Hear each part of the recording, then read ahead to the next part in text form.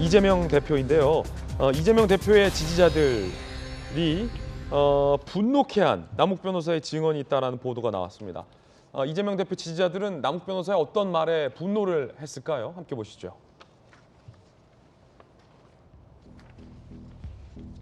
그제 법정 진술 내용 중에 정영학 측, 이낙연 대표 측의 윤영찬 의원에게 대장동 관련 자료를 넘겼다는 얘기를 들었다라고 진술을 했죠.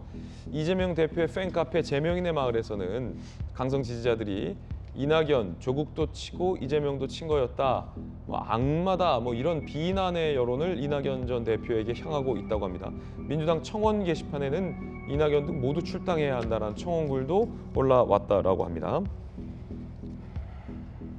자, 이재명 대표의 지지자들이 만든 일종의 어떤 포스터인데, 이재명을 친 건 이낙연이다.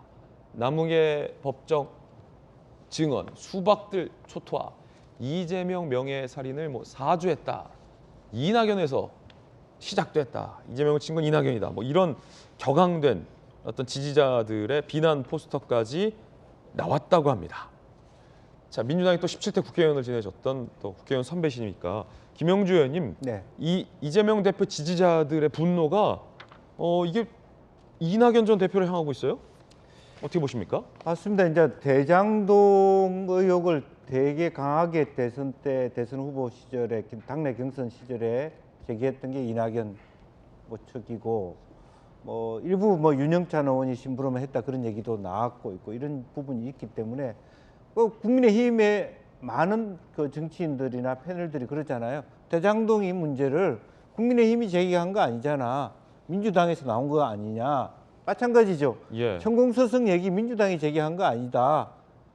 유승민 의원이 제기한 유승민 의원이 것이지. 제기한 거다. 이 얘기하고 똑같은 거예요. 예. 그러니까 국민의힘 내에서 친윤계 의원들이 보는 유승민 의원에 대한 입장, 이재명계 의원들이 보는 이낙연 총리의 입장, 거의 유사한 부분입니다. 그래서 오히려 남보다는 자기 옆에 있는 적이 훨씬 더 치열한 다툼의 대상이 되고 있고, 이제 그럼에도 불구하고 어쨌든 이것은 아마 그 당시에 솔직히 시기가 비슷해요. 2019년 11월 이런 2020년 그 시점 자체가 이와 같은 어떤 말하자면 서로 간의 업자들끼리 싸움이 일어났던 그 과정의 시점하고 거의 맞물어서 그런 개연성이 많은데, 그렇기 때문에 확정적으로 얘기했던 거거든요. 이낙연 총리의 질문도 그런 부분입니다. 그래서 그럼에도 불구하고 사실은 강성 지지층이 지금 문제는 저 청원 게시판에 들어가려면 당원이어야 돼요. 당원이어야 된다. 예, 개딸이다 아니다를 떠나서 많은 당원들의 5, 6천 명이 저렇게 청원을 하고 있다라고 하는 것은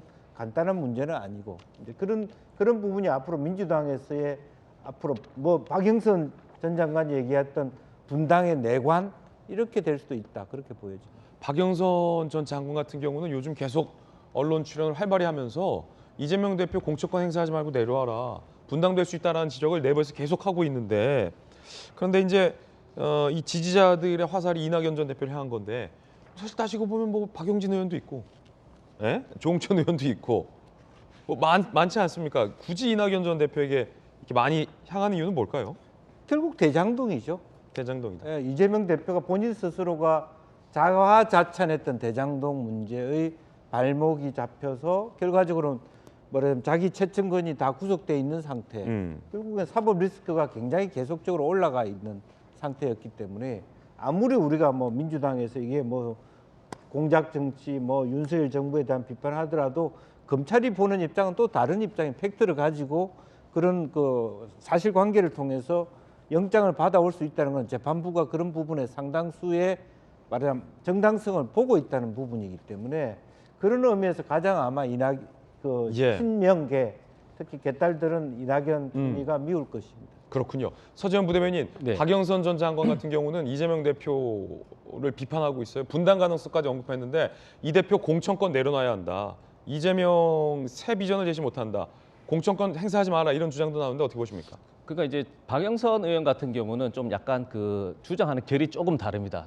왜냐하면 저분은 중소기업부 장관 하시면서 그 어떤 디지털 정당화를 굉장히 했기 때문에, 이재명 당대표기 때문에 공천권을 내려놔라는 것이 아니고 어떤 블록체인 시스템에, 저도 지역에서 협동조합형 당이 맞다라고 얘기하듯이 이재명 대표의 문제가 아니고 새로운 디지털 시대에는 탈중앙화가 맞다. 그래서 당대표나 어떤 중앙에 획일된 공천이 이제 문제다, 아니면 시대에 역행한다는 그런 의미에서 이렇게 주장을 하는 것인데 아닌데요? 사법 리스크가 이재명 대표가 넘지 못한다. 그러면서 이 그러니까, 말씀하셨는데. 그러니까 사법 리스크 문제에 대해서 이제 새로운 아젠다를 제시 못한 것에 대한 아쉬움은 있는 것이고 그 아젠다에 대해서는 박영선 이제 전 장관은 이제 공천권을 중앙이 아닌 어떤 이제 그 시대에 맞게 자율성에 의해서 지역에 맞게 하는 건데 이게 교차되면서 어떻게 보면 이재명 당대표 공천권 내려놔라고 해서 그 부분은 언론 인터뷰를 한번 보시면 박영선의 그렇군요. 주장이 있는데 문제 제기는 맞습니다. 그래서 사법 리스크에